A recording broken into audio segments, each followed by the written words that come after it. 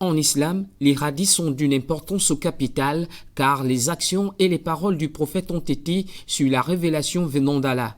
Ils représentent à cet effet une seconde source de guidance pour le fidèle musulman. Cependant, la nature même de ces hadiths divise la communauté quant à leur originalité. S'agit-il d'une transcription fidèle de la vie du prophète? Pas nécessairement.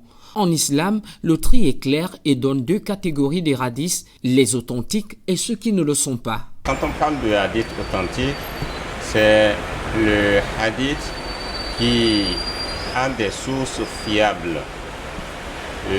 Celui qui l'a rapporté est quelqu'un de confiance et bien connu avec sa proximité avec le prophète Mohammed sallallahu alayhi wa sallam. Et celui qui l'a écrit et qui l'a rapporté.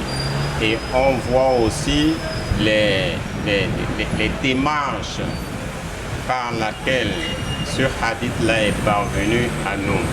Si ce hadith a eu des transmissions personne par personne et l'une de toutes ces personnes-là, il y a une seule qui a des doutes, on ne prend pas ce hadith.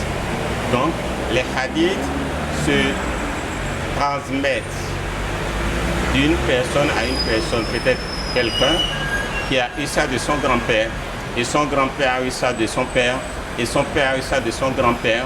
Donc on voit tous ces paramètres-là. Et on étudie chaque personne avec son comportement, son authenticité. S'il y a une seule personne qui est douteuse, ce hadith-là est mis de côté. Donc si on fait toutes ces études-là, jusqu'au prophète Mohammed sallallahu alayhi wa sallam, on voit que toutes les démarches-là ont été authentiques, on approuve ce hadith-là.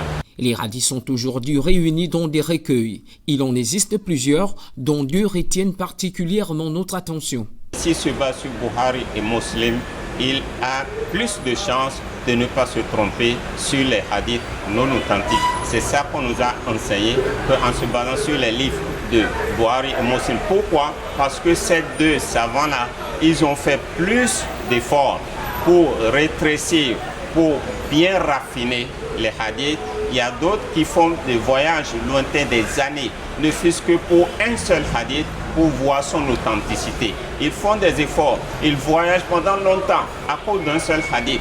Mais donc, tout ça là, on nous a appris, mais nous, qui sommes rien que des élèves, on se base sur le Bukhari et Muslim.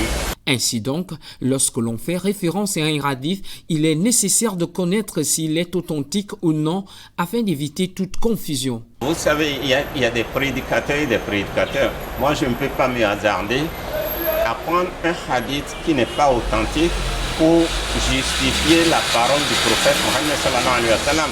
Du moment que je sais que ce n'est pas authentique, je le mets de côté et je pense ce qui est authentique. Au lieu de jeter du doute et de l'anathème dans le cœur des gens en disant que dans ce hadith qui n'est pas authentique, le prophète, une fois que je sais que ce n'est pas authentique, mieux vaut ne pas en parler. À cause de ceux qui sont contre l'islam, il y a des hypocrites qui étaient autour du prophète Mohammed sallallahu alayhi wa sallam. Ils ont vécu avec lui. Donc tous ceux-là, ils ont inventé des hadiths. Alors, quand tu veux te méfier d'un hypocrite, ce n'est pas la peine de prendre sa parole. De nos jours, l'ensemble des hadiths compose ce que l'on appelle la sunna. Cette sunna est devenue la deuxième source textuelle de l'islam après le Coran.